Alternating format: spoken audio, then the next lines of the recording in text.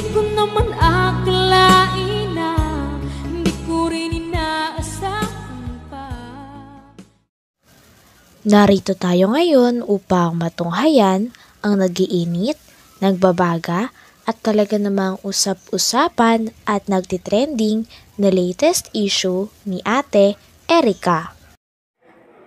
Sa pagpapatuloy ay narito muli si Kalingap Val Santos Matubang upang pag-usapan ang issue sa pagitan ni Ate Erica at ng kanyang pamilya, lalong-lalo na sa kanyang lolo na si Lolo Miguel.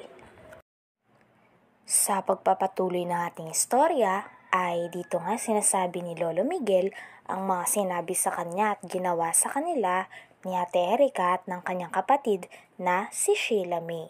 Talagang sumama nga ang loob ni Lolo Miguel. Wala na sa akin. Bakit ay parang masamang loob mo sa papo mo? Ikaw nang magsasabihan ng mukhang kwarta, ganyan. Aba, anong kwarta mo bigyan sa akin? At sasabihin nila, Sino may sabi mukhang kwarta ka? si Sheila May. Mukhang kwarta ka daw? Itong tanda kong ito, sabihin ako lang ganyan. Walang kaugali. Grabe naman.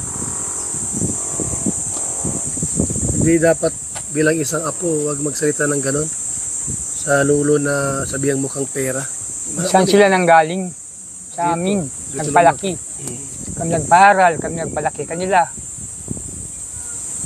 Wala silang utang na loob. Bakit tay, sobrang mo sa kanila, hinanakit? Dahil dyan? Yung sa mga winiwikan na sa amin na lapastangan yung mga apo nila. Lapastangan nila kami yan. Kaya ayaw ko na. Mas hindi kayo magkasurundo. Hindi ko hinagad na magkaayos pa kami. Maski yung ina niya. Yung ina wala din namang sana. Anak mo yung ina? Po. Pero bakit ayaw mong anak mo? Hindi nga po marunong magpangaral sa anak. Dapat isang magulang, pangaralan yung anak niya para matuwid. Matuwid yung mga anak nila. Wala. Kampi pa. Kampi pa dun sa anak. Pinagsisiraan pa nga yung nanay niya. Yan daw ay talagang naghahambog lang. Magkasakit. Bakit ganun sila? Ay, awan ko doon. Hindi ko alam. Ha?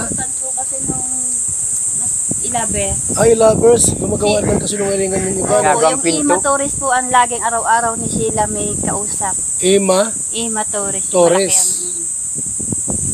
Ima Torres. Lagi yung kausap nila? Yung namumuno po sa Ilaber. Parehas po sila ng tamang panggawa ng kwento. Puro paninira. Pangkalkal ng buhay. Yun lang. Wala na po kwebel na kanya na decision na magkasurundo pa kami. Wala ka nang paano magkasundo kayo. Ano kung patirahin ka sa bahay nilang bago? Ay, dito lang ako sa butukan. Hindi na ako magkita sa gayong mga klaseng tao.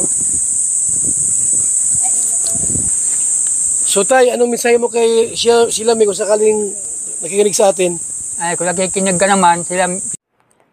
Nandito nga si Kalingap Val upang interviewin si Lolo Miguel upang mahingan ng opinyon at kung ano talaga ang kanilang side dahil sa issue na lumabas kay Ate Erica.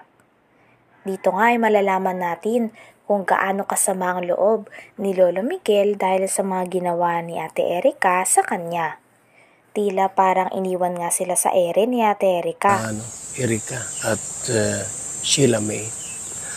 At andito po ako para bigyan lang po natin ng linaw, no, yung nangyari. Bakit po dumating sa punto na yung pabahay po nila Erica salip na si Kalingap Rab ang dapat magpatayo doon po sa pabahay kasi Kalingap Angels po bagayan. Dumating sa punto na binawi po ni John A. yung pera. At yun nga po mga Kalingap, alamin natin yung pulot dulo para malaman din po natin sino po ang mastermind. Kasi po mayroon kami na lamang balita na siniraan po si Kalingap Rab. Siniraan siya para po mabago ang isip ni John A. at kunin po yung pera. So, ito mga Kalingap, ito yung tita ni ni Erika. Gandang araw po. Ayan. Ano pangalan mo, ate? Jeannie, pakiano yung mic. Ito lang sa ano. Ayan. May asawa ka, ate? Meron po. May asawa. Ano balak mo lahat? Yung buhay po, ayan na 3. Ay, 2. Patangatlo pala ngayon. Nakuha namin yung video doon sa upload mo ba yun? Po. Ano ating dahilan? Bakit ka nag-upload ng ganon? Kaya nag-upload po ako noon kasi yung nga po mga naririnig namin, yung mga text sa social media, na ano po ako, gusto ko pong mapaano po sa tao, mga nakakakilala po sa amin kasi nakakahiya naman po, baga po. Gusto ko po linisin naman na hindi totoo yung mga paratang sa amin. Ano yung mga paratang sa inyo?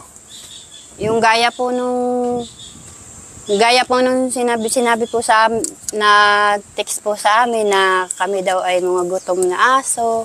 Sino nagtitik sa'yo niyan? Galing po yun sa mga grupo po ng e-lover.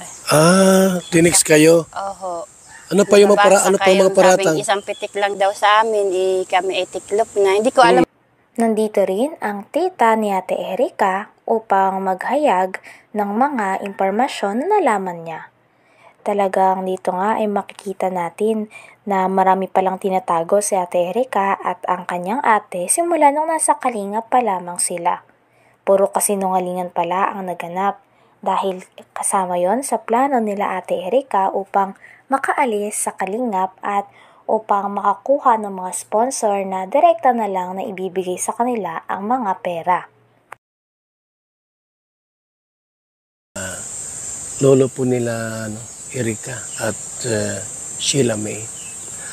At andito po ako para bigyan lang po natin ng linaw yung nangyari. Bakit po dumating sa punto na yung pabahay po nila Erika sa halip na si Kalingap Rab ang dapat magpatayo doon po sa pabahay kasi Kalingap Angels po bagayan. Dumating sa punto na binawi po ni John A. yung pera. At yun nga po mga Kalingap, alamin natin yung pulot dulo para malaman din po natin sino po ang mastermind. Kasi po mayroon kami na lamang balita na siniraan po si Kalingap Rab. Siniraan siya para po mabago ang isip ni John A. at kunin po yung pera.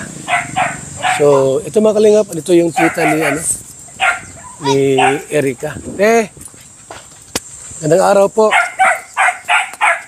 Ayan. Ano pangalan mo, ate? Jeannie, pakiano yung mic. Ito lang sa ano. Ayan. May asawa ka, ate? Meron po. May asawa. Ano balak mo lahat? Yung buhay po, ayan na 3. Ay, 2. Patangatlo pala ngayon. Nakuha namin yung video doon sa upload mo ba yun? Po. Ano ating dahilan? Bakit ka nag-upload ng ganon? Kaya nag-upload po ako noon kasi yung nga po mga naririnig namin, yung mga text sa social media, na ano po ako, gusto ko pong mapaano po sa tao, mga nakakakilala po sa amin kasi nakakahiya naman po, baga po. Gusto ko po linisin naman na hindi totoo yung mga paratang sa amin. Ano yung mga paratang sa inyo? Yung gaya po nung sinabi po sa na text po sa amin na kami daw ay mga gutom na aso. Sino nagtitik sa'yo niyan? Galing po yun sa mga grupo po ng e-lover. Tinext kayo? Oho. Ano pa yung mga paratang? Sabing isang pitik lang daw sa amin. Hanggang dito na lamang muna ang ating nag-iinit, nagbabaga, pinag-uusapan at talaga ng mga nagtitrending na latest issue ni Ate Erika. Maraming salamat sa inyong panonood. Hanggang sa muli. Bye!